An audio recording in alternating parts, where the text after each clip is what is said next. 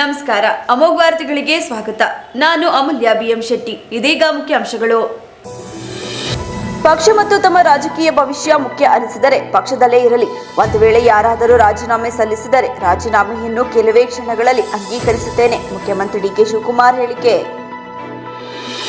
ಯಾರಿಗೆ ಸಚಿವ ಸ್ಥಾನ ಸಿಕ್ಕರೂ ಸಂತೋಷ. ನಮಗೆ ಮುಖ್ಯವಾದದ್ದು ಜಿಲ್ಲೆಯ ಅಭಿವೃದ್ಧಿ. ವೈಯಕ್ತಿಕ ದ್ವೇಷ ಯಾರ ಮೇಲೂ ಇಲ್ಲ. ಮಾಜಿ ಸಚಿವ ಎಚ್ ಡಿ ರೇವಣ್ಣ ಹೇಳಿಕೆ. ಮೊಂಡತನದಲ್ಲಿ ಮಾತನಾಡುವುದನ್ನು ಬಿಟ್ಟು ಕೆಲಸಗಳ ಬಗ್ಗೆ, ಜಿಲ್ಲೆಯ ಬಗ್ಗೆ ಗಮನ ಹರಿಸಲಿ. ಮಂತ್ರಿಯಾದ ಮೇಲೆ ಬರೀ ಅರಸೀಕೆರೆಯನ್ನು ನೋಡಬಾರದು, ಜಿಲ್ಲೆಯನ್ನು ನೋಡಲಿ. ಮಾಜಿ ಸಚಿವ ಎ ಮಂಜು ಹೇಳಿಕೆ. ಮತ್ತು ಶೈಕ್ಷಣಿಕವಾಗಿ ನಾನು ಅರ್ಹತೆ ಹೊಂದಿದ್ದೇನೆ. ಜಿಲ್ಲಾ ಪ್ರಾತಿನಿಧ್ಯದ ಅಡಿಯಲ್ಲಿ ನನಗೂ ಅವಕಾಶ ಸಿಗಬೇಕಿತ್ತು. ನಾನು ಎಲ್ಲ ನಾಯಕರನ್ನು ಮಾತನಾಡಿಸಿದ್ದೆ. ಶಾಸಕಿ ನಯನ ಮೋಟಮ್ಮ ಹೇಳಿಕೆ. ವಾರ್ತೆಗಳ ವಿವರ.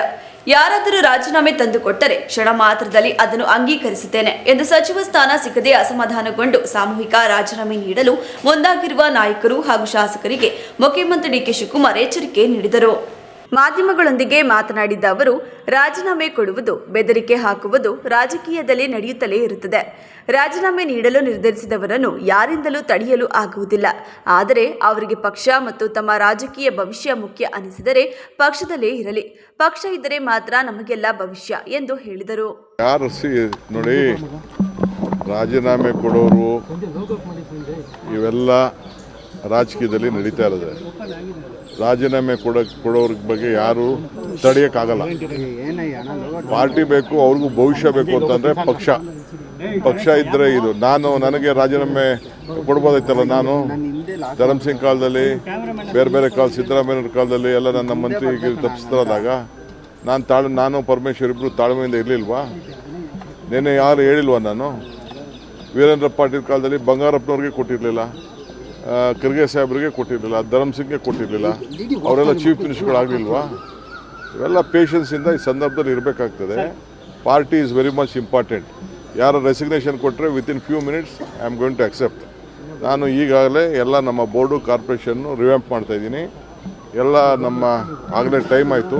ಎಲ್ಲರೂ 2 ವರ್ಷ ಅಂತ ಮುಂಚಿತವಾಗಿ ನಾವು ಹೇಳಿದ್ದು, ಮಂತ್ರಿಗಳಿಗೂ ಹೇಳಿದ್ದು. ಅದನ್ನು ನಾವು ಮುಂಚಿತವಾಗಿ 2 ವರ್ಷ. ಈಗ ಎಲ್ಲರೂ ಕೂಡ ನಾನು ರೆಸಿಗ್ನೇಷನ್ ಸಬ್ಮಿಟ್ ಮಾಡಿ ಅಂತ ಅಂದ್ಬಿಟ್ಟು ಬೋರ್ಡು, ಕಾರ್ಪೊರೇಷನ್ಗೆ ಫಸ್ಟು ನಮ್ಮ ವರ್ಕರ್ಸ್ಗೆ ಹೇಳ್ತೀನಿ. ವರ್ಕರ್ಸ್ ಎಲ್ಲ ಫಸ್ಟು ಫಿಲಪ್ ಮಾಡ್ತೀನಿ.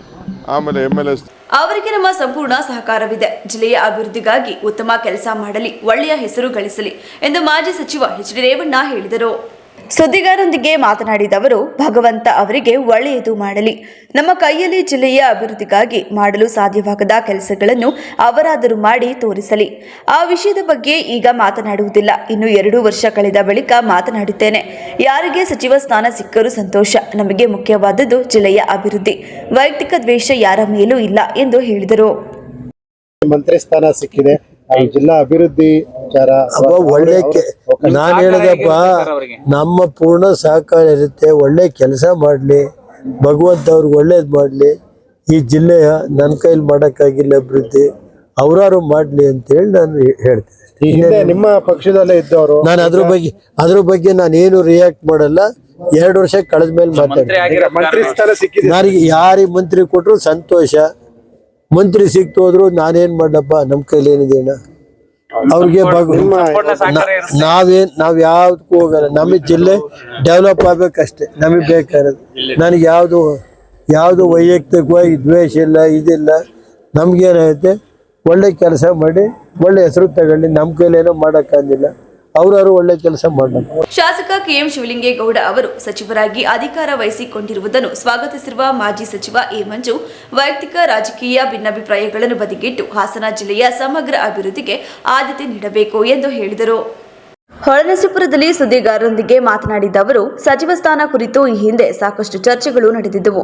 ಇದೀಗ ಅವರಿಗೆ ಅವಕಾಶ ದೊರೆತಿರುವ ಹಿನ್ನೆಲೆಯಲ್ಲಿ ಅದನ್ನು ಜನಸೇವೆಗೆ ಬಳಸಿಕೊಂಡು ಜಿಲ್ಲೆಯ ಅಭಿವೃದ್ಧಿಗೆ ಶ್ರಮಿಸಬೇಕು. ಪರಸ್ಪರ ಟೀಕೆ, ಆರೋಪಗಳ ರಾಜಕಾರಣದಿಂದ ದೂರವಿದ್ದು ಜನರ ಸಮಸ್ಯೆಗಳ ಪರಿಹಾರಕ್ಕೆ ಆದ್ಯತೆ ನೀಡಬೇಕು. ಸಚಿವರಾದ ಬಳಿಕ ಕೇವಲ ಅರಸೀಕೆರೆ ಕ್ಷೇತ್ರಕ್ಕೆ ಸೀಮಿತವಾಗದೆ ಇಡೀ ಹಾಸನ ಜಿಲ್ಲೆಯ ಅಭಿವೃದ್ಧಿಯತ್ತ ಗಮನ ಹರಿಸಬೇಕು ಎಂದು ಹೇಳಿದರು. ಈಗ ಮಂತ್ರಿ ಕೊಟ್ಟಿದ್ದಾರೆ, ಭಾರಿ ದೂರ ಕೊಟ್ಟು ತಿರುಗ್ತಾ ಇದ್ರು ನಮ್ಮ ಪಾರ್ಟಿಯವ್ರನ್ನೆಲ್ಲ. ಹಿಂದೆ ನಮ್ಗೆ ಅವಕಾಶ ಕೊಡಲಿಲ್ಲ ಮಾಡೋಕ್ಕೆ, ಅದು ಇದು ಅಂತಿದ್ರು. ಈಗ ಮಂತ್ರಿನೇ ಕೊಟ್ಟವ್ರಲ್ಲ, ಮಾಡಲಿ, ಕೆಲಸ ಮಾಡಿ ಒಳ್ಳೆಯ ಜಿಲ್ಲೆಗೆ ಅಭಿವೃದ್ಧಿ ಮಾಡಲಿ. ಅಂತ ಆಶಿಸ್ತೀವಿ. ನಮ್ಮ ಸಹಕಾರನೂ ಜಿಲ್ಲೆ ಅಭಿವೃದ್ಧಿ ಮಾಡೋದಕ್ಕೆ ಬಂದಾಗ ನಮ್ಮ ಸಹಕಾರನೂ ಇದೆ, ಅದು ಉಪಯೋಗಿಸ್ಕೋಬೇಕು ನಮ್ಮನ್ನು ಅಷ್ಟೇ. ಬರೀ ಒಂಡತನದಲ್ಲಿ ಮಾತಾಡೋದನ್ನೆಲ್ಲ ಬಿಟ್ಟು ಕೆಲಸಗಳ ಬಗ್ಗೆ ಗಮನ ಹರಿಸಲಿ, ಜಿಲ್ಲೆ ಬಗ್ಗೆ ಗಮನ ಹರಿಸಲಿ. ಮಂತ್ರಿ ಆದಮೇಲೆ ಬರೀ ಅರಸೀಕೆರೆಯನ್ನು ನೋಡಬಾರ್ದು, ಜಿಲ್ಲೆನ ನೋಡಲಿ ಅಂತೇಳಿ ನಿಮ್ಮ ಮುಂದೆ ಒತ್ತಾಯ ಮಾಡ್ತೀವಿ. ರಾಜ್ಯದಲ್ಲಿ ಮಳೆಯ ಕೊರತೆಯಿಂದ ತೀವ್ರ ಬರಗಾಲದ ಪರಿಸ್ಥಿತಿ ನಿರ್ಮಾಣವಾಗಿದ್ದು ರೈತರು ಸಂಕಷ್ಟದಲ್ಲಿದ್ದಾರೆ. ಬೆಳೆಗಳು ಒಣಗುತ್ತಿದ್ದು ನಾಲೆಗಳಲ್ಲಿ ನೀರಿಲ್ಲ ಹಾಗೂ ಜಲಾಶಯಗಳು ಸಮರ್ಪಕವಾಗಿ ಭರ್ತಿಯಾಗಿಲ್ಲ. ರೈತರಿಗೆ ಬೆಳೆ ಬೆಳೆಯಲು ಸಾಧ್ಯವಾಗದ ಸ್ಥಿತಿ ನಿರ್ಮಾಣವಾಗಿದ್ದು ಸರ್ಕಾರ ತಕ್ಷಣವೇ ರೈತರ ನೆರವಿಗೆ ಬರಬೇಕು. ರೈತರ ಸಾಲವನ್ನು ಮನ್ನಾ ಮಾಡಬೇಕು ಅಥವಾ ಎಕರೆಗೆ ನಿಗದಿತ ಪರಿಹಾರಧನ ಘೋಷಿಸಬೇಕು. ಕಳೆದ ಸಾಲಿನ ಬೆಳೆ ಪರಿಹಾರವು ಇನ್ನು ಅನೇಕ ರೈತರಿಗೆ ತಲುಪಿಲ್ಲ. ಹಣದ ಕೊರತೆಯನ್ನು ನೆಪವಾಗಿಸದೆ ರೈತರ ಹಿತಾಸಕ್ತಿಯನ್ನು ಕಾಪಾಡುವ ಕ್ರಮ ಕೈಗೊಳ್ಳಬೇಕು ಎಂದು ಹೇಳಿದರು. ಒತ್ತಾಯ ಮಾಡ್ತೀವಿ. ಈಗಾಗಲೇ ರೇವಣ್ಣವ್ರು ಹೇಳಿದ್ದಾರೆ, ಬೆಳೆ ಎಲ್ಲೂ ಮಾಡೋಕ್ಕಾಗ್ತಾ ಇಲ್ಲ. ಎಲ್ರಿಗೂ ಗೊತ್ತಿದೆ ಇಷ್ಟು ಎಕರೆ ಜಮೀನಿದೆ ಇದಿದೆ ಅಂತೇಳಿ. ಹೋಲ್ಸೇಲಾಗಿ ರೈತರಿಗೆ ಸಾಲ ಮನ್ನಾ ಮಾಡೋವಂಥದ್ದು, ದುಡ್ಡನ್ನ ಕೊಡೋವಂಥದ್ದನ್ನು ಮಾಡಲಿ, ತಪ್ಪೇನದ್ರಲ್ಲಿ. ಈಗ ರೈತರ ಪರವಾಗಿ ಇರಬೇಕು ಅನ್ನೋದಾದರೆ ರೈತರ ಸಂಘಟನೆಗೆ ಯಾರು ಬರಬೇಕು? ಸರ್ಕಾರ ಬರಬೇಕು. ಸರ್ಕಾರ ಬಂದು ಅವರ ರೈತರ ಸಂಘಟನೆ ಇದು ಮಾಡಿದರೆ ನಿಜವಾಗ್ಲೂ ಕೂಡ ಸರ್ಕಾರಕ್ಕೆ ಒಳ್ಳೆಯ ಹೆಸರು ಬರಬೇಕು. ಅಂದರೆ ಸಾಲ ಮನ್ನಾ ಮಾಡಲಿ, ಅಥವಾ ಎಕರೆಗೆ ಇಷ್ಟು ಅಂತೇಳಿ ದುಡ್ಡನ್ನು ಕೊಡಲಿ, ಬೆಳೆ ಪರಿಹಾರ ಕೊಡಲಿ. ಹೋದ್ಸಲಿಂದೇ ಕೊಟ್ಟಿಲ್ಲ, ಇನ್ನು ಇವ್ರು ಈ ಸರಿ ಎಲ್ರಿಗೆ ಕೊಡ್ತಾರೆ? ದುಡ್ಡೇ ಇಲ್ಲ ಐತ್ರಿ ಸರ್ಕಾರದಲ್ಲಿ. ಸಾಲ ಮಾಡ್ತಾರೋ ಇನ್ನೊಂದು ಮಾಡ್ತಾರೋ ಗೊತ್ತಿಲ್ಲ ನಮಗೆ. ರೈತರಿಗೆ ದುಡ್ಡನ್ನ ಕೊಡ್ತಕ್ಕಂಥದ್ದನ್ನ ಮಾಡಬೇಕು ಅಂತ ಕೊಟ್ಟು ನಮ್ಮದು ಒತ್ತಾಯ ಕೊಡಬೇಕು. ಸಚಿವ ಸಂಪುಟ ವಿಸ್ತರಣೆಯ ನಂತರ ಕಾಂಗ್ರೆಸ್ನಲ್ಲಿ ಅಸಮಾಧಾನ ಮತ್ತು ರಾಜೀನಾಮೆ ಚರ್ಚೆಗಳು ನಡೆಯುತ್ತಿರುವ ಬಗ್ಗೆ ಪ್ರತಿಕ್ರಿಯಿಸಿದ ಅವರು, ಅದು ಕಾಂಗ್ರೆಸ್ ಪಕ್ಷದ ಆಂತರಿಕ ವಿಚಾರವಾಗಿದ್ದು ಅದರಲ್ಲಿ ತಮಗೆ ಆಸಕ್ತಿ ಇಲ್ಲ. ಸರ್ಕಾರ ತನ್ನ ಆಂತರಿಕ ಭಿನ್ನಾಭಿಪ್ರಾಯಗಳಿಗಿಂತ ಜನರ ಸಮಸ್ಯೆಗಳಿಗೆ ಆದ್ಯತೆ ನೀಡಬೇಕು. ಸಚಿವ ಸಂಪುಟ ವಿಸ್ತರಣೆಯ ಪರಿಣಾಮ ಮುಂದಿನ ವಿಧಾನಸಭೆ ಅಧಿವೇಶನದಲ್ಲಿ ಗೊತ್ತಾಗಲಿದ್ದು, ಅತೃಪ್ತರನ್ನು ಸರ್ಕಾರ ಹೇಗೆ ಸಮಾಧಾನಪಡಿಸುತ್ತದೆ ಎಂಬುದನ್ನು ಕಾದು ನೋಡಬೇಕಿದೆ ಎಂದು ಹೇಳಿದರು. ರಾಜೀನಾಮೆ ಕೊಡೋದು ಬಿಡೋದು ಅವ್ರಿಗೆ ಬಿಟ್ಟರು ನಮ್ದಲ್ಲ. ನಮಗೆ ಗುರಿದು ರೈತರ ಸಂಕಟದಲ್ಲಿರೋದಕ್ಕೆ ಸರ್ಕಾರ ರೈತರ ಪರವಾಗಿ ಬರಬೇಕು, ರೈತರ ಪರವಾಗಿ ಧ್ವನಿ ಎತ್ತಬೇಕು, ರೈತರಿಗೆ ಸಹಕಾರನ ಕೊಡಬೇಕು ಅಂತ ಹೇಳಿ ಒತ್ತಾಯ ಮಾಡ್ತೀವಿ. ಆಡಳಿತ ಪರಿಣಾಮ ಬೀರ್ತದೆ ಇಲ್ಲ ಅಂತ ನೋಡ್ತಾರೆ. ಇನ್ನೊಂದು ಅಸೆಂಬ್ಲಿ ಆಗಲಿ, ಇನ್ನೊಂದು 13 ಅಸೆಂಬ್ಲಿ ಇದೆ. ಅದಾದಮೇಲೆ ಮುಂದೆ ನೀವೇ ನೋಡ್ತಿರ್ತೀರಿ, ನೀವೇ ತೋರಿಸ್ತಿರ್ತೀರಿ. ಅತೃಪ್ತರನ್ನ ಹೆಂಗೆ ಮಾಡ್ತಾರೆ ನಮಗೆ. ಅವರು ಸರ್ಕಾರ ಏನು ಮಾಡ್ತಾರೋ, ಮಂತ್ರಿ MLA ರಾಜೀನಾಮೆ ಕೊಡ್ತಾರೋ ನಮಗೆ ಸಂಬಂಧ ಇಲ್ಲ. ನಮಗೆ ಬೇಕಾಗಿರ್ತಕ್ಕಂಥದ್ದು ರೈತರ ಪರವಾಗಿ ಸರ್ಕಾರ ಇರಬೇಕು, ರೈತರ ಸಂಕಟದಲ್ಲಿ ಪರಿಹಾರ ಮಾಡಬೇಕು, ಅಷ್ಟೇ ನಮ್ಮ ಒತ್ತಾಯ. ಯಾರು ಮಾಡಲಿ ಬಿಡಲಿ, ನಮಗೇನಾಗಬೇಕು ಆಗುತ್ತೆ ಅಲ್ಲ, ಮಾಡಬೇಕು. ಸರ್ಕಾರ ಅಂದರೆ ಜನರ ಸರ್ಕಾರ ಮಾಡೋಕ್ಕೆ ಅಧಿಕಾರ ಕೊಟ್ಟಿರೋದು. ಅವರ ವೈಯಕ್ತಿಕವಾದಂಥ ಇದನ್ನು ಮುಂದೆ ಇಟ್ಕೊಳ್ಳೋದಲ್ಲ. ನಮಗೆ ಬೇಕಾಗಿರ್ತಕ್ಕಂಥದ್ದು ರೈತರ ಸಂಕಟಕ್ಕೆ ಸರ್ಕಾರ ಬರಬೇಕು, ಸಾಲ ಮನ್ನಾ ಮಾಡಬೇಕು, ಹಿಂದೆ ಇರತಕ್ಕಂಥ ದುಡ್ಡನ್ನ ಕೊಡಬೇಕು. ಪಶುಸಂಗೋಪನಾ ಸಚಿವರಾಗಿದ್ದ ಸಂದರ್ಭದಲ್ಲಿ ಸಚಿವ ಸಂಪುಟದ ತೀರ್ಮಾನದಂತೆ 650 ಪಶುವೈದ್ಯರನ್ನು ನೇರ ನೇಮಕಾತಿ ಮೂಲಕ ನೇಮಿಸಲಾಗಿತ್ತು. ಮೀಸಲಾತಿ ನಿಯಮಗಳು ಹಾಗೂ ಅರ್ಹತೆ ಮೆರಿಟ್ ಆಧಾರದ ಮೇಲೆ ಪಾರದರ್ಶಕವಾಗಿ ನೇಮಕಾತಿ ನಡೆಸಲಾಗಿತ್ತು.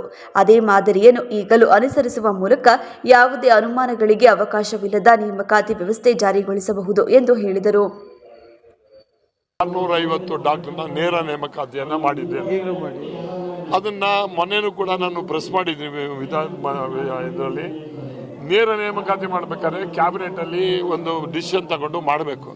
17, 18ರಲ್ಲಿ ನಾನು ಮಂತ್ರಿ ಇದ್ದಾಗ 650, 150 ಇದು ಎಂಥದ್ದು ಹೈದರಾಬಾದ್ ಕರ್ನಾಟಕ, ಒಂದು 75 SC ST ಇದನ್ನು ಕೊಟ್ಟು ನೇರ ನೇಮಕಾತಿ ಮಾಡಿದ್ರು. ಆಮೇಲೆ ಇಲ್ಲಿ ವಿಚಿತ್ರ ಏನು ಅಂದರೆ, ವೆಟರ್ನರಿ ಓದ್ತಕ್ಕಂಥ ವಿದ್ಯಾರ್ಥಿಗಳು ಯಾರು ಅಂದರೆ ಓನ್ಲಿ ಮೆರಿಟ್ ಸ್ಟೂಡೆಂಟ್ಸ್ ಮಾತ್ರ. ಇದರಲ್ಲಿ ಯಾರು ಅದರಲ್ಲಿ ಇನ್ಫ್ಲುಯೆನ್ಸ್ ಸೀಟ್ ಆಗಲಿ ಇನ್ನೊಂದು ಸೀಟ್ ಆಗಲಿ ಅಲ್ಲ. ಅದರಲ್ಲಿ ಯಾರು ಮಾರ್ಕ್ಸ್ ತಗೊಂಡಿರ್ತಾರೆ, ಯಾರು ಹೈಯೆಸ್ಟ್ ಇರ್ತದೆ 7.5 ಆರ್ 8.5 8.2 ಏನಿರ್ತದೆ ಅದನ್ನು ಜಾತಿ ಆಧಾರದ ಮೇಲೆ ರಿಸರ್ವೇಷನ್ ಮೇಲೆ ಕೊಟ್ಟಿರೋದಕ್ಕೆ ಉದಾಹರಣೆ ನಾನೇ ಇದ್ದೀನಲ್ಲ, ನಾನೇ ಮಂತ್ರಿ ಅಂತ ಕೊಟ್ಟಿದ್ದೀವಲ್ಲ, ಇವರು ಈಗ ಯಾಕೆ ಕೊಡಬಾರ್ದು? ಈಗ ಕೊಟ್ಟಿರೋದೇನು ಅಂದರೆ KPSCಗೆ ಹೋದರೆ ಅಲ್ಲಿ ಹಣದ ವ್ಯಾಪಾರ ನಡೆಯುತ್ತೆ ಅಂತ ಹೇಳ್ಕೊಟ್ಟಿರೋದು. ಅವ್ರು 80 ಲಕ್ಷ ಹೇಳಿರ್ತಕ್ಕಂಥದ್ದು ಮಾತಾಡ್ತಿರ್ತಕ್ಕಂಥದ್ದು ಅದು ಸತ್ಯ. ಈಗಲೂ ಕೂಡ ನಾನು ಸರ್ಕಾರನ ಆಜ್ಞಾ ಮಾಡ್ತೀನಿ, ನಮ್ಮ ಕಾಲದಲ್ಲಿ ಆಗಿರ್ತಕ್ಕಂಥ ಮಾಡಿದ್ವಲ್ಲ ನೇರ ನೇಮಕಾತಿ, ಅದನ್ನು ನೇರ ನೇಮಕಾತಿ ಮೆರಿಟ್ ಮೇಲೆ ಕ್ಯಾಸ್ಟ್ ವಾರು ಅದನ್ನು ಮಾಡ್ತಕ್ಕಂಥದ್ದು ಒಳ್ಳೆಯದು. ರೈತರಿಗೂ ಕೂಡ ಇವತ್ತು ದನಕರುಗಳಿಗೆ ಔಷಧಿ ಕೊಡೋಕ್ಕಾಗಲ್ಲ. ಈಗ ಆಯ್ತಪ್ಪ 80 ಲಕ್ಷ ತಗೊಂಡು ಒಂದು ಇಂಜೆಕ್ಷನ್ ಕೊಡ್ಬೇಕಾದ್ರೆ ರೈತರು ಸುಲಿಗೆ ಮಾಡಲ್ವ? ಇವರು ಎಲ್ಲಿಂದ ಮಾಡ್ತಾರೆ? One way extracting from the farmers only. ಅದಾಗಬಾರ್ದು. ನೇರ ನೇಮಕಾತಿಯನ್ನು ಮಾಡೋ ಮುಖಾಂತರ ನೀವು ಮಾಡಿರ್ತಕ್ಕಂಥ ಹಗರಣವನ್ನು ತಪ್ಪು ಮಾಡೋದು ಅಂತ ಹೇಳಿ ಅದು ಮುಚ್ಚಿಟ್ಟು ನೇರ ನೇಮಕಾತಿಯನ್ನು ಮಾಡಿ ಅಂತ ಹೇಳಿ ಒತ್ತಾಯ ಮಾಡ್ತೀವಿ. ಮೊದಲ ಬಾರಿಗೆ ಗೆದ್ದವರಿಗೆ ಪ್ರಾತಿನಿಧ್ಯ ಕೊಡುತ್ತಾರೆ ಎಂಬ ಮಾತಿತ್ತು. ಶೈಕ್ಷಣಿಕವಾಗಿ ನಾನು ಅರ್ಹತೆ ಹೊಂದಿದ್ದೇನೆ ಮತ್ತು ಜಿಲ್ಲಾ ಪ್ರಾತಿನಿಧ್ಯದ ಅಡಿಯಲ್ಲಿ ನನಗೂ ಅವಕಾಶ ಸಿಗಬೇಕಿತ್ತು. ಚಿಕ್ಕಮಗಳೂರು ಜಿಲ್ಲೆಯ 5 ಕ್ಷೇತ್ರಗಳಲ್ಲಿ ಕಾಂಗ್ರೆಸ್ ಶಾಸಕರು ಗೆದ್ದಿದ್ದೇವೆ. ಇದೆಲ್ಲವನ್ನು ಗಮನಿಸಿದಾಗ ನನಗೂ ಸಚಿವ ಸ್ಥಾನ ಸಿಗುವ ನಿರೀಕ್ಷೆ ಇತ್ತು. ನಾನು ಎಲ್ಲ ನಾಯಕರನ್ನು ಮಾತನಾಡಿಸಿದ್ದೆ ಎಂದು ಮೂಡಿಗೆರೆ ಶಾಸಕಿ ನಯನಾ ಮೋಟಮ್ಮ ಹೇಳಿದರು. ಆಮೇಲೆ ಇರೋ ಪೊಸಿಷನ್ನು ಕಟ್ ಆಫ್ ಮಾಡ್ಕೊಳ್ಳ ನಾನು ಹಾಗಾದರೆ. ಮತ್ತೆ ನಾನು ಪಕ್ಷದ ವಿರುದ್ಧ ಮಾತಾಡಿದೆ, ಮುಖ್ಯಮಂತ್ರಿಗಳ ವಿರುದ್ಧ ಮಾತಾಡಿದೆ, ಸರ್ಕಾರದ ವಿರುದ್ಧ ಮಾತಾಡಿದೆ ಅಂತ ಬಂದ್ಬಿಡುತ್ತೆ. ಯಾವತ್ತೂ ಗಟ್ಟಿಯಾಗೆ ಮಾತಾಡೋದು, ಇವತ್ತು ಗಟ್ಟಿಯಾಗೆ ಮಾತಾಡ್ತೀನಿ. ಯಾಕೆ ಸಿಕ್ಕಿಲ್ಲ ಅನ್ನೋದಕ್ಕೆ ನಾನು ಉತ್ತರ ಕೊಡ್ಲಿಕ್ಕೆ ಸಾಧ್ಯ ಇಲ್ಲ. ಅದೇನಂದ್ರೂ ಪಕ್ಷದ ಹೈಕಮಾಂಡು ವರಿಷ್ಠರು ಮಾತ್ರ ಹೇಳಲಿಕ್ಕೆ ಸಾಧ್ಯ. ನನಗೆ ತಿಳಿದ ಮಟ್ಟಕ್ಕೆ ಹೊಸಬ್ರಿಗೆ ಅವಕಾಶ ಕೊಡಬಹುದು, 1-2 ಸ್ಥಾನ ಕೊಡಬಹುದು ಅಂತ ಇತ್ತು. ಮಹಿಳೆಯರಿಗೆ ಅಟ್ಲೀಸ್ಟ್ 1-2-3 ಸ್ಥಾನ ಕೊಡ್ತಾರೆ ಅಂತ ಒಂದು ಆಸೆ ನಾವೆಲ್ಲರೂ ಇಟ್ಕೊಂಡಿದ್ವಿ. ಆಮೇಲೆ ನಮ್ಮ ಜಿಲ್ಲೆಗೆ ಪ್ರಾತಿನಿಧ್ಯ ಕೂಡ ಸಿಗಬೇಕಾಗಿತ್ತು. ನಾವು 5 ಶಾಸಕರು ಗೆದ್ದು ಬಂದಿದ್ದೀವಿ. ಈ ಹಿನ್ನೆಲೆ ಮತ್ತು ನನಗನ್ಸುತ್ತೆ ನನಗಿರೋ ರಾಜಕೀಯ ಹಿನ್ನೆಲೆ, ಎಜುಕೇಷನಲ್ ಕ್ವಾಲಿಫಿಕೇಷನ್ಸ್ ಅದೆಲ್ಲ ಮುಂದಿಟ್ಕೊಂಡು ನಾನು ಕೇಳಲಿಕ್ಕೆ ನನಗೆ ಅರ್ಹತೆ ಇತ್ತು ಅಂತ ನಾನು ಅಂದ್ಕೊಂಡಿದ್ದೆ. ಸೊ ಆ ನಿಟ್ಟಿನಲ್ಲಿ ನಾನು ಒಂದು ಪ್ರಯತ್ನ ಖಂಡಿತ ಮಾಡಿದ್ದೆ. ಇನ್ನು ಪ್ರಯತ್ನಕ್ಕೆ ಪ್ರತಿಫಲ ಇಲ್ಲಿವರೆಗೂ ಸಿಕ್ಕಿಲ್ಲ. ಅಲ್ಲ, ಪ್ರಯತ್ನ ಅಂದರೆ ನಾನು ಖಂಡಿತ ಮುಖ್ಯಮಂತ್ರಿಗಳ ಹತ್ರ ಮಾತಾಡಿದ್ದೀನಿ, ಮನವರಿಕೆ ಮಾಡ್ಕೊಂಡಿದ್ದೀನಿ. ಮತ್ತು ಇವತ್ತು ಹಿಂಗೆ ಸ್ಟೇಟ್ಮೆಂಟ್ಸ್ ಇಷ್ಟೊಂದು ಜನ ನೀವೆಲ್ಲ ಪ್ರೆಸ್ ಕವರ್ ಮಾಡಿದ್ಮೇಲೆ ಇನ್ನೇನೇನು ಅಸಮಾಧಾನ ವ್ಯಕ್ತಪಡಿಸಿದ್ರು ಅದು ಇದು ಅಂತ ಹಾಕಿದ್ರೆ ಇನ್ನಿರೋ ಪೊಸಿಷನ್ನು ಸಿಗುತ್ತೋ ಇಲ್ವೋ ನನಗೆ ಗೊತ್ತಿಲ್ಲ. ಹೇಳಿದ್ರು ಮೇಡಮ್, ಈಗ ಭೇಟಿ ಆದ ಸಂದರ್ಭದಲ್ಲಿ ಇನ್ನೂ ಒಂದು ಕಾಲಿದೆ, ಅದು ಮಹಿಳೆಯರಿಗೆ ಕೊಡಬೇಕು ಅನ್ನುವಂಥ ಸಾಕಷ್ಟು ವಾದ ಇದೆ. ಅಲ್ಲ, ಮಹಿಳೆಯರಿಗೆ ವಾದ ಅನ್ನೋದಲ್ಲ, ಮಹಿಳೆಯರಿಗೆ ಕೊಡಲೇಬೇಕಾಗುತ್ತೆ. ಯಾಕಂದರೆ ಮಹಿಳೆಯರಿಗೆ ಪ್ರಾತಿನಿಧ್ಯ ಕೊಡಲಿಲ್ಲ ಅಂದರೆ ಪಕ್ಷಕ್ಕೆ ನನಗನ್ಸುತ್ತೆ ಅದು ಹಿನ್ನಡೆ. ಮತ್ತು ನಾವು ಪಕ್ಷ ಆತ್ಮಾವಲೋಕನ ಮಾಡ್ಕೋಬೇಕಾಗುತ್ತೆ. ನಾವು ಮಹಿಳಾ ಮೀಸಲಾತಿ ಬಗ್ಗೆ ಧ್ವನಿ ಎತ್ತಿದವರು. ಮೊದಲನೇದಾಗಿ ಮಹಿಳಾ ಮೀಸಲಾತಿ ಜಾರಿಗೆ ಬಂದೇ ಬರುತ್ತೆ ಸದ್ಯದಲ್ಲಿ, ಮುಂದಿನ ಚುನಾವಣೆಗೆ ಬಂದ್ರೂ ಆಶ್ಚರ್ಯ ಇಲ್ಲ. ಸೊ ಅಷ್ಟು ಹೊತ್ತಲ್ಲಿ ನಾವು ಸಜ್ಜಾಗಬೇಕು. ಸೊ ನಮ್ಮನ್ನು ಸಾರ್ವಜನಿಕರು, ನಮಗೆ ಮತದಾರರು ನಮ್ಮನ್ನು ನೋಡ್ತಾ ಇದ್ದಾರೆ. ಸೊ ನಾವು ಏನು ಮಾತಾಡ್ತೀವಿ ಅದ್ರ ಪ್ರಕಾರ ನಾವು ನಮ್ಮ ನಡೆನೂ ಅದೇ ರೀತಿ ಇರಬೇಕು ಅಂತ ನಾನು ಅನ್ಕೊಳ್ತೀನಿ.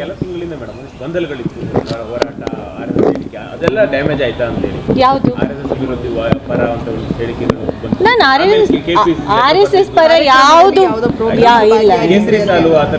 ಅದು ನಮ್ಮ ಕ್ಷೇತ್ರದ ಪ್ರೋಗ್ರಾಮು. ಅದರಲ್ಲಿ ನಾನು ಶಾಸಕರು, ಅದು ಸಹಜವಾಗಿ ಅದಕ್ಕೆ ಕಾರ್ಯಾಧ್ಯಕ್ಷರು, ಆ ಸಂಘಟನೆಯವರು, ಆ ವ್ಯವಸ್ಥಾಪಕರು, ಏನು ಮಹಾಗಣಪತಿ ಕಾರ್ಯಕ್ರಮ ಇದೆ, ಸಾರ್ವಜನಿಕ ಮಹಾಗಣಪತಿ ಕಾರ್ಯಕ್ರಮದ ಏನು ಆರ್ಗನೈಸರ್ಸ್ ಇದ್ದಾರೆ, ಅವರು ಯಾರನ್ನೋ ಒಬ್ಬರನ್ನು ಗೆಸ್ಟಾಗಿ ಕರೆದಿದ್ರು. ನಾನು ಕಾರ್ಯಾಧ್ಯಕ್ಷ ಆಗಿ ಹೋಗೋದು ನನ್ನ ಕರ್ತವ್ಯ. ನಾನು ಎಲ್ಲ ಮತದಾರರನ್ನು ನಾನು ರೆಪ್ರೆಸೆಂಟ್ ಮಾಡ್ತೀನಿ. ಸೊ ಅದ್ರ ಹೋಗಿದ್ರಲ್ಲಿ ಏನೂ ತಪ್ಪಿಲ್ಲ. ನಾನು RSS ಪರ ಯಾವ ಸ್ಟೇಟ್ಮೆಂಟು ಮಾಡಿಲ್ಲ.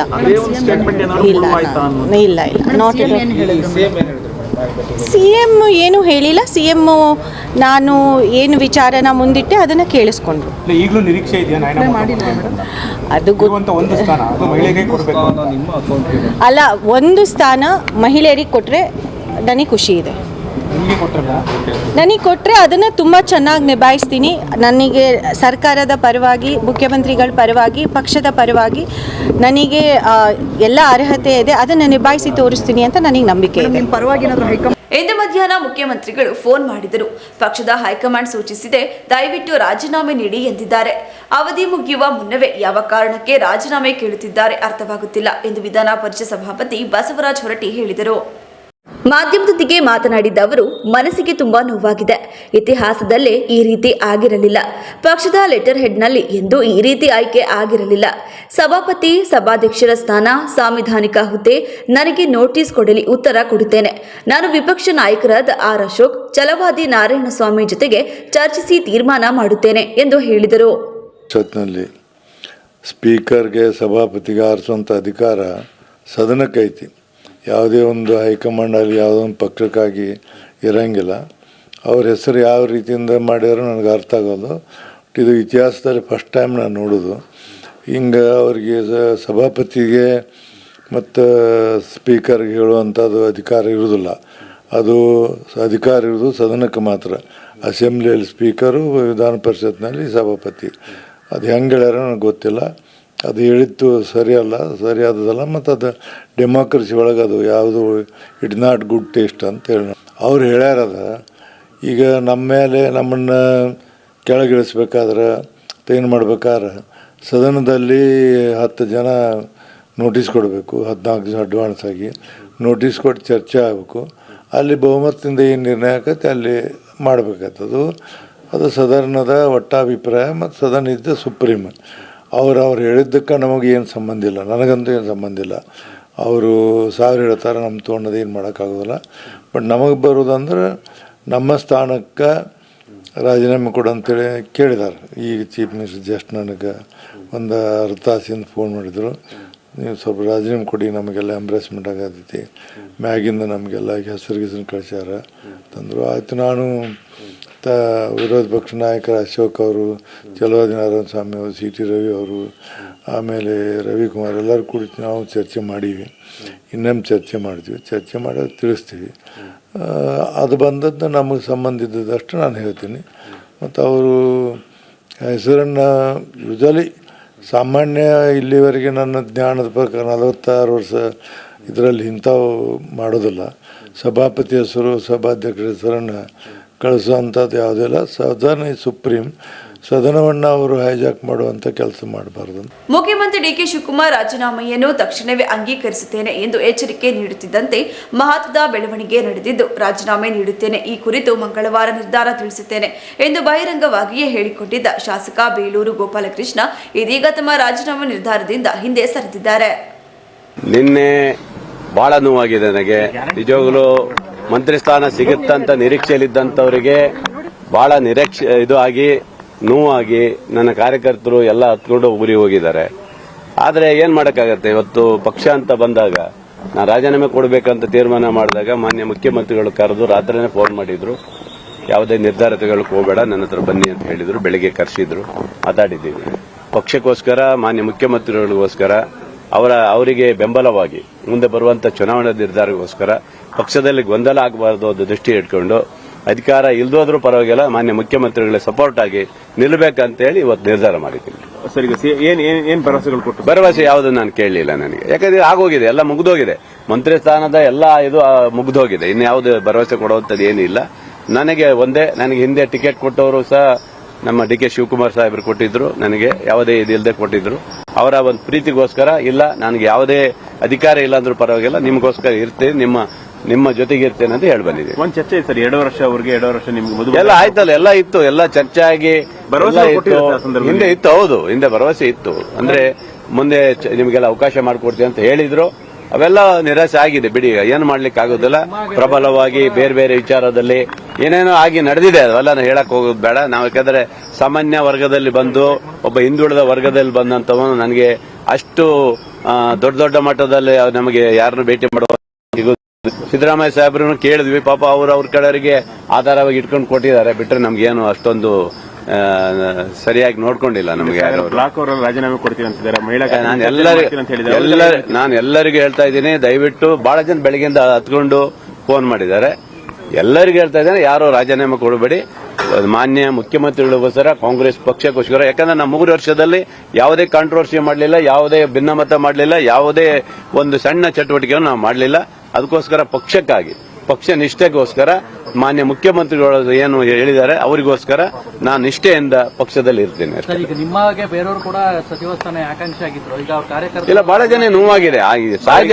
ಬಹಳ ಜನ ಯಾಕಂದ್ರೆ 4-5 ಟೈಮ್ ಗೆದ್ದಂತವ್ರು ಬಹಳ ಜನ ಇವತ್ತು ನಿರಾಸರಾಗಿದ್ದಾರೆ, ಇಲ್ಲ ಅಂತಿಲ್ಲ. ಏನ್ ಮಾಡ್ತಾರೆ, ಪ್ರಬಲವಾಗಿರುವಂತವರಿಗೆ ಅವಕಾಶಗಳು ಸಿಗುತ್ತೆ. ಅದರಿಂದ ನೋವಾಗಿದೆ. ಅದರಿಂದ ನಾನು ಮಾತ್ರ ಮಾನ್ಯ ಮುಖ್ಯಮಂತ್ರಿಗಳಿಗೋಸ್ಕರ ಪಕ್ಷಕ್ಕಾಗಿ ನಿಷ್ಠೆಯಿಂದ ಇವತ್ತು ಇರ್ತೇನೆ. ಸಾಮಾಜಿಕ ನ್ಯಾಯ ಎಲ್ಲಿಗೆ ಬಂತು ಸರ್ ಅವಾಗ ಅಲ್ವಾ? ಏನ್ ಮಾಡಕ್ಕಾಗತ್ತೆ ಸರ್, ಎಲ್ಲ ನ್ಯಾಯಗಳೆಲ್ಲ ಬುಡ ಮೇಲಾಗಿ ಹೋಗಿದೆ. ಈಗ ಹಾಗಾಗಿ ನಮ್ಮ ನಿಷ್ಠೆ ಇವತ್ತು ಮಾನ್ಯ ಮುಖ್ಯಮಂತ್ರಿಗಳಿಗೋಸ್ಕರ ಅಷ್ಟೇ. ಎಲ್ಲ ಗೊತ್ತಿತ್ತು. ಪಾಪ ಲಾಸ್ಟ್ ಹಂತದಲ್ಲಿ ಏನೋ ಮಿಸ್ ಆಗಿದೆ. ಇರ್ಲಿ, ನಾ ಯಾವ ಹೈಕಮಾಂಡ್ ಮೇಲೂ ದೂರ ಮಾಡೋದಿಲ್ಲ, ಯಾರ ವ್ಯಕ್ತಿ ಮೇಲೂ ದೂರ ಮಾಡೋದಿಲ್ಲ. ನಾನು ನೋವಾಗಿತ್ತು, ರಾಜೀನಾಮೆ ಕೊಡಬೇಕಂತ ಇತ್ತು. ಮಾನ್ಯ ಮುಖ್ಯಮಂತ್ರಿಗಳಿಗೋಸ್ಕರ ಇವತ್ತೆಲ್ಲವನ್ನು ಬಿಟ್ಟು ಪಕ್ಷಕ್ಕಾಗಿ ನಮ್ಮ ಮುಖ್ಯಮಂತ್ರಿಗಳಿಗೋಸ್ಕರ ನಿಷ್ಠೆಯಿಂದ ಕಾರ್ಯಕರ್ತನ ಕೆಲಸ ಮಾಡ್ತೀವಿ. ರಾಜ್ಯ ಮತ್ತು ಪಕ್ಷಕ್ಕೆ ಇಷ್ಟು ವರ್ಷಗಳ ಕಾಲ ಸೇವೆ ಸಲ್ಲಿಸಿದ ನಂತರವೂ ಈ ಬಾರಿ ಸಚಿವ ಸಂಪುಟದಲ್ಲಿ ನನಗೆ ಅವಕಾಶ ನೀಡದಿರುವುದು ತೀವ್ರ ನಿರಾಶೆ ತಂದಿದೆ. ಸಚಿವ ಸಂಪುಟದಿಂದ ಹೊರಗಿಡಲು ಯಾವುದೇ ಕಾರಣವನ್ನು ತಿಳಿಸದೆ ಈ ನಿರ್ಧಾರ ತೆಗೆದುಕೊಳ್ಳಲಾಗಿದೆ ಎಂಬುದು ಇನ್ನಷ್ಟು ಬೇಸರ ತಂದಿದೆ ಎಂದು ಮಾಜಿ ಸಚಿವ ದಿನೇಶ್ ಗುಂಡೂರಾವ್ ಹೇಳಿದರು. ಬ್ರಾಹ್ಮಣರು ಇಲ್ಲದೇ ಇರುವಂಥ ಒಂದು ಸಚಿವ ಸಂಪುಟ ಆಗಿಲ್ಲ. ಬಹುಶಃ ಇದು ಪ್ರಥಮ ಬಾರಿಗೆ ಆಗ್ತಾ ಇದೆ. ಅದು ಯಾಕಾಗಿದೆಯೋ ನನಗೂ ಗೊತ್ತಿಲ್ಲ. ಅದು ವರಿಷ್ಠರಿಗೆ ನೀವು ಕೇಳಬೇಕು. ಯಾಕಂದರೆ ನಾನು ಜಾತ್ಯತೀತ ವ್ಯವಸ್ಥೆಯಲ್ಲಿ ಬಂದಿರೋನು. ಆದರೆ ನಮ್ಮ ಸಮುದಾಯದ ರೆಪ್ರೆಸೆಂಟೇಷನ್ನು ಜನ ಬಯಸ್ತಾರೆ. ಯಾಕಂದರೆ ಸಾಮಾಜಿಕ ನ್ಯಾಯ ಅಂತ ಹೇಳಿದ್ರೆ ಎಲ್ಲರೂ ಇರಬೇಕು. ಅದಕ್ಕೆ ಯಾಕೆ ಈ ಥರ ಆಯಿತು ಅಂತ ಅದು ನಮ್ಮ ಹೈಕಮಾಂಡ್ ಅವರು ಮತ್ತು ನಮ್ಮ ಮುಖ್ಯಮಂತ್ರಿಯವರು, ಅಧ್ಯಕ್ಷರು ಅವರು ಇದಕ್ಕೆ ಹೇಳಬೇಕಾಗ್ತದೆ. ಯಾಕಂದರೆ ಇದುವರೆಗೂ ಇದಾಗಿರಲಿಲ್ಲ. ಇದು ಫಸ್ಟ್ ಟೈಮ್ ಈ ಥರ ಆಗ್ತಾ ಇರುವಂಥದ್ದು. ಸೊ ಅದ್ರ ಬಗ್ಗೆ ಅವರು ಇನ್ನೂ ಯಾವುದೇ ನನಗೂ ಕೂಡ ಅದರ ಬಗ್ಗೆ ಮಾಹಿತಿ ಇಲ್ಲ. ಇವತ್ತು ನನಗೂ ಉದ್ದೇಶ ಏನಂತ ಹೇಳಿದ್ರೆ, ಮುಂದೆ ಖಂಡಿತ ನೋಡಿ ನಮ್ಮ ಪಕ್ಷ ಇನ್ನೂ ಚೆನ್ನಾಗಿ ಆಗಬೇಕು. ಮುಂದಿನ ಚುನಾವಣೆ ಮತ್ತೆ ಗೆಲ್ಲಬೇಕು ನಾವು. ಆ ವಿಚಾರಕ್ಕೆ ನಾವು ಬದ್ಧರಾಗಿದ್ದೇವೆ. ಅದರ ಬಗ್ಗೆ ಏನು ಕಾಂಪ್ರಮೈಸೇ ಇಲ್ಲ. ಆದರೆ ಈ ಥರ ಎಲ್ಲ ಒಂದು ಸ್ವಾಭಿಮಾನಕ್ಕೆ ಮತ್ತು ಆತ್ಮಗೌರವಕ್ಕೆ ಧಕ್ಕೆ ತರುವಂಥ ವಿಚಾರಗಳು ಆಗಬಾರ್ದು. ಅದು ಒಳ್ಳೆಯದಲ್ಲ. ಯಾಕೆಂದರೆ ನಾವೆಲ್ಲ ಪಕ್ಷದಲ್ಲಿ ಹುಟ್ಟಿ ಬೆಳೆದಿರೋರು ಮತ್ತು ಈ ಪಕ್ಷದಲ್ಲೇ ನಾವು ಸಾಯ್ತೀವಿ. ಅದರಿಂದ ಈ ಥರ ಇದ್ದಾಗ ನಮಗೆ ನಮ್ಮನ್ನು ಕರೆದು ಈ ಥರ ಇದೆಯಪ್ಪ ನಿಮಗೆ ಮಾಡೋದಿಲ್ಲ ನಾವು ಈ ಸಲ ಅಂತ ಹೇಳ್ಬಿಟ್ಟಿದ್ರೆ. ರಾಜಕೀಯದಲ್ಲಿ ನಮ್ಮಂತಹ ಸಾಮಾನ್ಯ ರೈತರ ಮಕ್ಕಳು ಮೇಲೆ ಬರುವುದು ಅತ್ಯಂತ ಕಷ್ಟಕರವಾಗಿದೆ. ಯಾರ ತಲೆ ಹೊಡೆದು ಹಣ ಸಂಪಾದನೆ ಮಾಡಿರುತ್ತಾರೋ ಆ ಅಂತವರು ಮಾತ್ರ ರಾಜಕೀಯದಲ್ಲಿ ಮೇಲಕ್ಕೆ ಬರುತ್ತಾರೆ ಎಂದು ಶಾಸಕ ಎಸ್ ಶ್ರೀನಿವಾಸ್ ಹೇಳಿದರು. ಮಾಧ್ಯಮದೊಂದಿಗೆ ಮಾತನಾಡಿದ ಅವರು, ಸಚಿವ ಸ್ಥಾನ ಎಂಬುದು ನಮ್ಮ ಅಪ್ಪನ ಆಸ್ತಿಯಲ್ಲ. ಅದಕ್ಕಾಗಿ ಕಿತ್ತಾಡಿ ಪಡೆಯುವ ಅಗತ್ಯವೂ ನಮಗಿಲ್ಲ.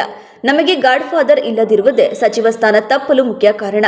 ಗುರುತಿಸುತ್ತಾರೆ ಎಂಬ ನಂಬಿಕೆ ಇತ್ತು. ಆದರೆ ಈಗ ಎಲ್ಲವೂ ಕೈ ಮೀರಿ ಹೋಗಿದೆ. ಈಗ ನಮಗೆ ಅರ್ಥವಾಗುತ್ತಿದೆ. ಪ್ರಾಮಾಣಿಕತೆಗೆ ಬೆಲೆ ಎಷ್ಟಿದೆ ಎಂಬುದು ಈಗ ಜಿಜ್ಞಾಸೆಗೆ ಒಳಪಟ್ಟಿದೆ. ನಮಗೆ ಯೋಗ್ಯತೆ ಇಲ್ಲ ಎಂಬುದು ಇದರಿಂದ ಸ್ಪಷ್ಟವಾಗುತ್ತದೆ ಎಂದು ಹೇಳಿದರು. ನಮ್ಮಂಥ ಒಬ್ಬ ಸಾಮಾನ್ಯ ರೈತನ ಮಗ ಮೇಲಕ್ಕೆ ಬರೋದು ಕಷ್ಟ. ಅದು ಇಲ್ಲಿ ಯಾರ ಗಾಡ್ ಫಾದರ್ಸ್ ಇರಬೇಕು, ಇಲ್ಲ ತಲೆ ಹೊಡೆದು ಹಣ ಸಂಪಾದನೆ ಮಾಡಿರಬೇಕು, ಇಲ್ಲ ಬೇರೆ ಥರದ್ದು ಏನಾದ್ರು ಕಲ್ತಿರ್ಬೇಕು. ಪೊಲಿಟಿಕ್ಸ್ ಸರ್ವೈವಲ್ ಆಗುತ್ತೆ. ಇದು ಕಷ್ಟ ಇದರಿಂದ ಮತ್ತೊಮ್ಮೆ ನಮಗೆ ಸಾಧಿಕಾಲ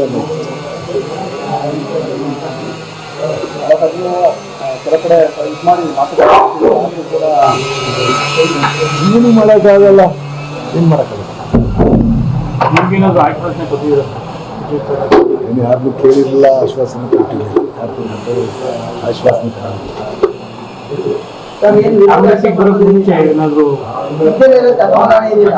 ಅದೇ ನಮ್ಮ ಅಪ್ಪನ ಆಸ್ತಿ. ಸಚಿವ ಸ್ಥಾನ ನನಗೆ ಸಿಗಲೇ ಇಲ್ಲ ಅಂತ ಹೇಳ್ಬಿಟ್ಟು ಈಗಾಡ್ಕೊಂಡು ಕಿತ್ತಾಡ್ಕೊಂಡು ಕೋರ್ಟ್ಗೆ ಹೋಗಕ್ಕೆ ನಮ್ಮ ಯೋಗ್ಯತೆ ಇಲ್ಲ ಅಂತ ನಮ್ಗೆ ಅರ್ಥ ಆಗುತ್ತೆ ಅಷ್ಟೇ. ಯೋಗ್ಯತೆ ಇದ್ರೆ ನಮ್ಮ ಗುರ್ಸರಿದ್ರೆ ಗುರ್ಸರು. ಎಲ್ಲೋ ಒಂದು ಕಡೆ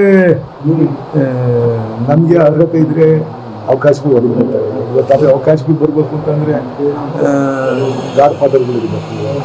ನಮ್ಮನ್ನು ಬಲವಾಗಿ ಸಮಸ್ಕರರು ಅವಕಾಶ ಕೊಡಿಸೋಂಥ ಅಂತ ಇರಬೇಕಾಗುತ್ತೆ ಅಂತ ಹೊಸ ಪಾಠ ಈ ಕೊನೆ ಕಾಲದಾಗ ಅನುಭವ ಆಯ್ತು ಅಷ್ಟೇ. ಅಲ್ಲ ಸರ್, ಈಗ ನಿಮ್ಮ ಯೋಗ್ಯತೆ ಗುರುತಿಸದಲ್ಲೇ ಇರೋರು ಯಾರು ಸರ್? ಹೈಕಮಾಂಡ್, ಸಿಎಂ, ಯಾರ ಬಗ್ಗೆ ನಾನು ಹೇಳಕ್ಕೆ ಯಾರು ಮಾಡಿರ್ತಾರೋ ಅವ್ರಿಗೆ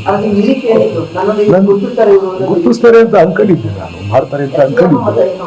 ಯಾರೋ ಬಗ್ಗೆ ಅದ್ರ ಬಗ್ಗೆ ಚರ್ಚೆ ಮಾಡಿ ಏನಾಗಬೇಕಾಗೈತೆ. ಏನಾರು ಆಗಿದ್ರೆ ಚರ್ಚೆ ಮಾಡೋದ್ರಿಂದ ಏನಾದರೂ ನನಗೆ ಕಾರ್ಯಕ್ಕೆ ಮಂತ್ರಿ ಮಾಡ್ತಾರೆ ಅನ್ನೋದಾದ್ರೆ ಮಾಡೋಣ. ಅದನ್ನ ಮೀರಿ ಎಲ್ಲ ಹೋಗೈತೆ. ಎಲ್ಲ ಓದ್ತಾಂಡವ್ರೆ, ಎಲ್ಲ ಮಂತ್ರಿಗಳು ಆಗಿವ್ರೆ. ಎಲ್ಲರಿಗೂ ಒಳ್ಳೇದಾಗಲಿ, ಒಳ್ಳೆ ಕೆಲಸ ಮಾಡಲಿ ಅಂತ ಹಾರೈಸ್ತೀನಿ ಅಷ್ಟೇ.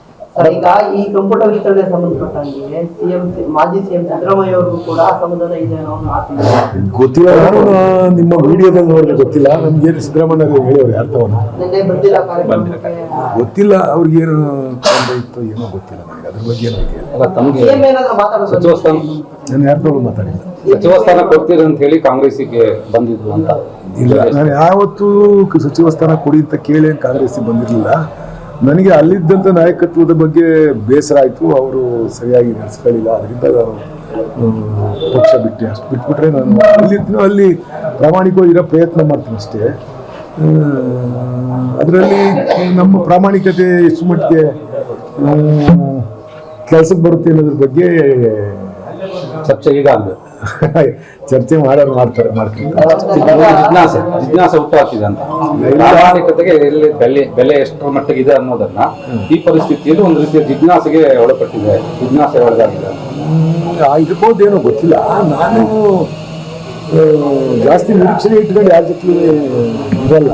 ಎಲ್ಲಿಟ್ಟು ಅಲ್ಲಿಗೆ ನನ್ನ ಕ್ಷೇತ್ರದ ಜನಕ್ಕೆ ಮಾತ್ರ ಪ್ರಾಮಾಣಿಕವಾಗಿ ಕೆಲಸ ಮಾಡಬೇಕು ಅನ್ನೋದು ಬಿಟ್ಟರೆ ಅವರು ನಾವು ಯಾರ ಜೊತೆ ಇರ್ತೇವೆ ಅವರು ಹಂಗೆ ನಮ್ಮ ಥರನೇ ಇರ್ತಾರೆ ಅಂತ ನಾವು ಅನ್ಕೊಂಡಿದ್ವಿ ಅಷ್ಟೇ. ಅದರಲ್ಲಿ ಒಬ್ಬೊಬ್ಬರು ಒಂದೊಂದು ಥರ, ಈ ಪೊಲಿಟಿಕ್ಸೇ ಆ ಥರ ಡಬಲ್ ಗೇಮು, ಮೋಸ ಇವೆಲ್ಲ. ಇದೀಗ ಜಾಹೀರಾತು. ಅಜ್ಜಿಯ ಅಡುಗೆ ಅವಳ ಕೈ ರುಚಿಯೊಳಗೆ. ನಿಮ್ಮ ಮನೆ ಅಡುಗೆಗೆ ನೈಜ ರುಚಿ ಬೇಕಾದರೆ ಕಲ್ಪ ತೆಂಗಿನೆಣ್ಣೆ. ನನ್ನ ಆರೋಗ್ಯ, ಸೌಂದರ್ಯ ಮತ್ತು ಶಕ್ತಿಯ ರಹಸ್ಯ ಕಲ್ಪ ತೆಂಗಿನೆಣ್ಣೆ. ಪ್ರತಿ ಹನಿಯಲ್ಲೂ ಶುದ್ಧತೆಯನ್ನು ಅನುಭವಿಸಿ. ಕಲ್ಪ ತೆಂಗಿನೆಣ್ಣೆ, ಇದು ಕ್ಯಾಂಪ್ಕೋ ಉತ್ಪನ್ನ. ಏಕೆಗಳು ವಜ್ರಾಭರಣಗಳೊಂದಿಗೆ ಬಂದರೆ ಹೇಗಿರುತ್ತದೆ? BMW X1 24 ಕ್ಯಾರೆಟ್ ಚಿನ್ನದ ಬಾರ್ ಮತ್ತು ವಜ್ರಾಭರಣದ ಖರೀದಿಯ ಮೇಕಿಂಗ್ ಚಾರ್ಜ್ ನ ಮೇಲೆ 100% ರಿಯಾಯಿತಿ. ನಿಜವಾಗಿ ಇವೆಲ್ಲವೂ ಸಾಧ್ಯವೇ? ಈ ಎಲ್ಲಾ ಕನಸುಗಳನ್ನು Bhima brilliance diamond jewellery festival ನೊಂದಿಗೆ ನನಸಾಗಿಸಿಕೊಳ್ಳಿ. ವಜ್ರಾಭರಣಗಳನ್ನು ಭೀಮಾ ಮಳಿಗೆಯಲ್ಲಿ ಖರೀದಿಸಿ. ಆಕರ್ಷಕ ವಿಜಯ್ ಸಿಲ್ವರ್ ಪ್ಯಾಲೇಸ್ ಬೆಳ್ಳಿಯ ಆಭರಣಗಳ ಮತ್ತು ಬೆಳ್ಳಿ ವಸ್ತುಗಳ ಎಕ್ಸ್ಕ್ಲೂಸಿವ್ ಶೋರೂಮ್. ಮೊಟ್ಟ ಮೊದಲ ಪ್ರತ್ಯೇಕ ಬೆಳ್ಳಿ ಆಭರಣಗಳ ಭಂಡಾರ ವಿಜಯ್ ಸಿಲ್ವರ್ ಪ್ಯಾಲೇಸ್. ನಮ್ಮಲ್ಲಿ ಎಲ್ಲ ಮಾದರಿಯ 92.5 ಹಾಲ್ಮಾರ್ಕ್ನ ಬೆಳ್ಳಿಯ ಆಭರಣಗಳು ದೊರೆಯುತ್ತವೆ. ಗೋಲ್ಡ್ ಪ್ಲೇಟೆಡ್ ಆಂಟಿಕ್ ನೆಕ್ಲೆಸ್ಗಳು, ಜುಮುಕಿಗಳು, ಸೊಂಟದ ಡಾಬುಗಳು, ಟೆಂಪಲ್ ಡಿಸೈನ್ ಬಳೆಗಳು, ತೋಡುಬಂದಿಗಳು, ಎಮರಾಲ್ಡ್ ವಸ್ತುಗಳು, ಪ್ರತಿನಿತ್ಯ ಹೊಸ ಹೊಸ ಡಿಸೈನ್ಗಳು ಇಲ್ಲಿ ಲಭ್ಯವಿದೆ. ದೇವರ ವಿಗ್ರಹಗಳು, ಬೆಳ್ಳಿಯ ದೀಪಗಳು, ಬೆಳ್ಳಿ ತಟ್ಟೆ, ಬೆಳ್ಳಿ ಚೊಂಬು, ಪೂಜಾ ಸಾಮಗ್ರಿಗಳು, ಬೆಳ್ಳಿಯ ದೇವರ ಮಂಟಪಗಳು ದೊರೆಯುತ್ತವೆ. Vijay silver palace, Subhash square, Devigere circle, Hassan. Contact 9060133333.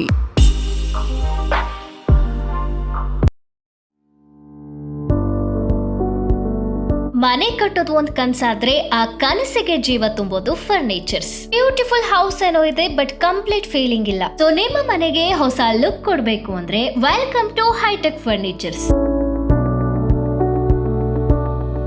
Luxury sofas, stylish dining set, premium bedroom collections, modern office furnitures, ನಿಮ್ಮ ಮನೆಗೆ ಬೇಕಾಗುವಂತಹ ಎಲ್ಲ ಫರ್ನಿಚರ್ಸ್ ಇಲ್ಲಿ ಸಿಗುತ್ತೆ. ಅದು ಕೂಡ premium quality, latest designs, friendly service ಜೊತೆಗೆ ಅಫೋರ್ಡಬಲ್ ಪ್ರೈಸ್ ಕೂಡ ಸಿಗುತ್ತೆ. ಹೈಟೆಕ್ ಫರ್ನಿಚರ್ ಅಲ್ಲಿ ಅವೈಲೇಬಲ್ ಇರುವಂತಹ ಡಿಫರೆಂಟ್ ವುಡನ್ ಕಲೆಕ್ಷನ್ಸ್ ಗಳಲ್ಲಿ teak wood, sheesham wood, rose wood, ಹೀಗೆ ಪ್ರತಿಯೊಂದು ಮೆಟೀರಿಯಲ್ಗೂ ಅದರದೇ ಆದ ಸ್ಟ್ರೆಂತ್, ಡ್ಯೂರಬಿಲಿಟಿ, ಫಿನಿಶಿಂಗ್ ಮತ್ತು ಸ್ಟೈಲ್ ಇದೆ.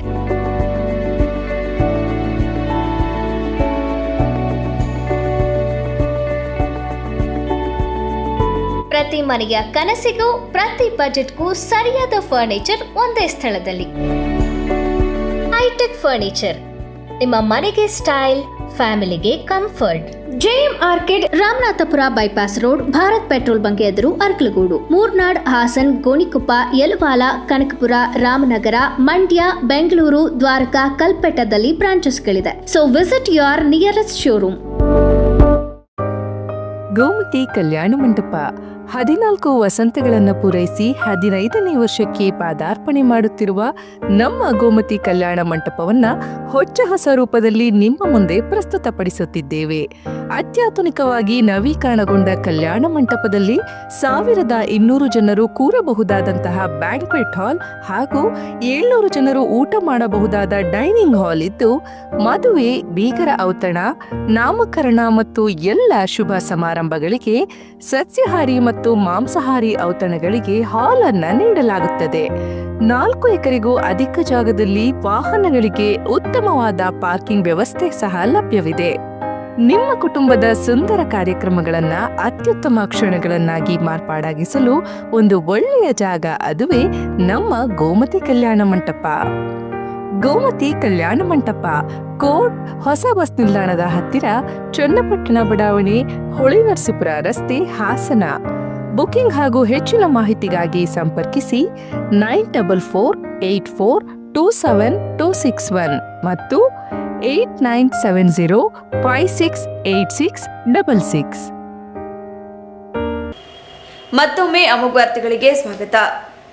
ಬಿಜೆಪಿ ಮುಖಂಡ ಯೋಗೇಶ್ ಗೌಡ ಕೊಲೆ ಪ್ರಕರಣದಲ್ಲಿ ಜೀವಾವಧಿ ಶಿಕ್ಷೆಗೆ ಗುರಿಯಾಗಿ ಶಾಸಕತ್ವವನ್ನು ಕಳೆದುಕೊಂಡಿದ್ದ ಧಾರವಾಡ ಗ್ರಾಮೀಣ ವಿಧಾನಸಭಾ ಕ್ಷೇತ್ರದ ಕಾಂಗ್ರೆಸ್ ಶಾಸಕ ವಿನಯ್ ಕುಲಕರ್ಣಿ ಅವರ ಶಾಸಕ ಸ್ಥಾನವನ್ನು ಮರುಸ್ಥಾಪಿಸಿ ರಾಜ್ಯ ವಿಧಾನಸಭೆ ಸಚಿವಾಲಯ ಅಧಿಕೃತ ಆದೇಶ ಹೊರಡಿಸಿದೆ. ಹೈಕೋರ್ಟ್ನ ಇತ್ತೀಚಿನ ತೀರ್ಪಿನ ಹಿನ್ನೆಲೆಯಲ್ಲಿ ಈ ನಿರ್ಧಾರ ಕೈಗೊಳ್ಳಲಾಗಿದ್ದು, ವಿನಯ್ ಕುಲಕರ್ಣಿ ಅವರು ಮತ್ತೆ ಶಾಸಕರಾಗಿ ಮುಂದುವರೆಯಲಿದ್ದಾರೆ. ವಿಚಾರಣಾ ನ್ಯಾಯಾಲಯ ವಿಧಿಸಿದ್ದ ಜೀವಾವಧಿ ಶಿಕ್ಷೆಯನ್ನು ಕರ್ನಾಟಕ ಹೈಕೋರ್ಟ್ ಇತ್ತೀಚೆಗೆ ಅಮಾನತಿನಲ್ಲಿಟ್ಟು ವಿನಯ್ ಕುಲಕರ್ಣಿ ಅವರಿಗೆ ಜಾಮೀನು ಮಂಜೂರು ಮಾಡಿತ್ತು.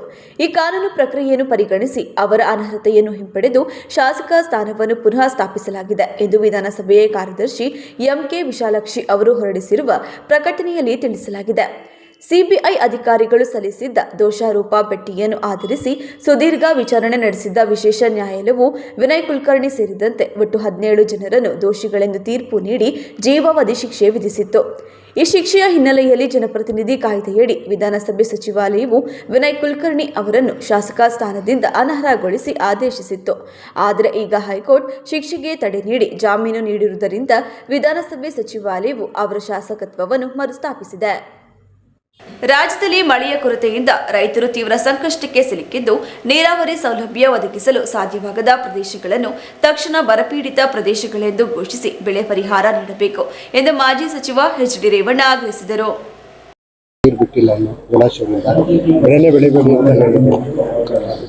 ಈಗ ಸುಮಾರು ನಮ್ಮ ಜಿಲ್ಲೆಯ 80% ಬೆಳೆ 80% ಬೆಳೆ ಪೂರ್ತಿ ನಾಶ ಆಗಿದೆ, ಏನು ಉಳಿದಿಲ್ಲ. ಸುಮಾರು 80,000 ಎಕರೆಯಲ್ಲಿ ಜೋಳ ಎಲ್ಲ ಅದಕ್ಕೆ ಬಿಳಿತಲೆ ಹುಳ ಬಂದು ಸಂಪೂರ್ಣ ಜೋಳ ನಾಶ ಆಗಿದೆ. ತೋಟಗಾರಿಕೆ ಬೆಳೆ ನಾಶ ಆಗಿದೆ. ನಾನೀಗಾಗಲೇ ಸರ್ಕಾರಕ್ಕೆ ತೋಟಗಾರಿಕೆ ಬೆಳೆ ಮತ್ತು ಕೃಷಿ ಬೆಳೆ ಏನು ನಷ್ಟ ಆಗಿದೆ ಅದು ವೈಮಾನಿಕವಾಗಿ ಸರಿಯಾದ ರೀತಿ ಸರ್ವೆ ಮಾಡಿ ರೈತರಿಗೆ ಇದು ಪರಿಹಾರ ಕೊಡಬೇಕು ಅಂತ ನಾನು ಸರ್ಕಾರಕ್ಕೆ ಈಗಾಗಲೇ ಪತ್ರ ಬರೆದು 10-12 ದಿನ ಆಗಿದೆ. ಅದನ್ನು ಸರ್ಕಾರ ಕೂಡಲೇ ಈ ಜಿಲ್ಲೆಯಲ್ಲಿ, ಯಾಕೆಂದರೆ ಇದು ಇತಿಹಾಸ ಇರುವಂಥ ಶ್ರೀರಾಮ್ ದೇವ್ರ ನಾಲೆ, ಅಲ್ಲೂ ನೀರು ಬಿಟ್ಟಿಲ್ಲ. ಶ್ರೀರಾಮ್ ದೇವ್ರ ನಾಲೆ ಮಹಾರಾಜ ಕಾಲದಲ್ಲಿ 2 ಬೆಳೆ ನೀರು ಕೊಡ್ತಾಯಿದ್ರು. ಮತ್ತು ಲೆಫ್ಟ್ ಬ್ಯಾಂಕು ರೈಟ್ ಬ್ಯಾಂಕ್ ಯಾವುದೂ ನೀರಿಲ್ಲ, ಮಳೆನೂ ಇಲ್ಲ, ಪರಿಸ್ಥಿತಿನೂ ಇಲ್ಲ. ಈಗಲಾರು ನೀರು ಬಿಟ್ಟು ಕೆರೆ ಕಟ್ಟೆ ತುಂಬಿಸೋಕೆ ಹೋಗಬೇಡಿ. ಕೆರೆ ಕಟ್ಟೆ ನಮ್ಮಲ್ಲಿ ಯಾವುದೈತೆ? ನಮ್ಮ ಜಿಲ್ಲೆಯಲ್ಲಿ ಯಾವುದು ಕೆರೆ ಕಟ್ಟೆ ಇಲ್ಲ. 1-3 ತಿಂಗಳು ಎತ್ತದಾರು ಯಾವ ಬೆಳೆ ಮಾಡಬೇಕು ಅನ್ನೋ ಕೃಷಿ ಇಲಾಖೆ ಸರ್ಕಾರ ಯೋಚನೆ ಮಾಡಿ ಕೂಡಲೇ ನೀರು ಬಿಡಬೇಕು ಅಂತ ನಾನು ಒತ್ತಾಯ ಮಾಡ್ತೀನಿ. ಮತ್ತು ಬೆಳೆ ಪರಿಹಾರನ ಕೂಡಲೇ ರೈತರಿಗೆ ಕೊಡಬೇಕು. ಮತ್ತು ರೈತರದ್ದು ಏನು ಸಾಲ ಇದೆ ಅದು ಸಾಲನ ಕಂಪ್ಲೀಟ್ ಮನ್ನಾ ಮಾಡೋದೊಂದು ಒಳ್ಳೆಯದು. ಯಾಕೆ ನಾನು ಮುಖ್ಯಮಂತ್ರಿಗಳಿಗೆ ಮನವಿ ಮಾಡೋದು, ರೈತರ ಸಾಲ ಒಂದು ಸಾರಿ ಕುಮಾರಣ್ಣವ್ರ ಸರ್ಕಾರ ಮಾಡಿದ್ದಾರೆ, ಸಿದ್ದರಾಮಯ್ಯರು ಮಾಡಿದ್ದಾರೆ. ಒಂದು ಸಾರಿ ಯಾಕೆಂದ್ರೆ ಇವತ್ತು ಏನಿಲ್ಲ ಅವ್ರ ಹತ್ರ. ಯಾವ ರೈತರುಗಳ ಪರಿಸ್ಥಿತಿ ಏನಾಯ್ತೆ, ಕೆಲವರು ಆರೋಗ್ಯ ಸರಿಯಾದ ರೀತಿ, ಇವತ್ತು ಆರೋಗ್ಯನೂ ರೈತರದ್ದು ಕಷ್ಟ ಇದೆ.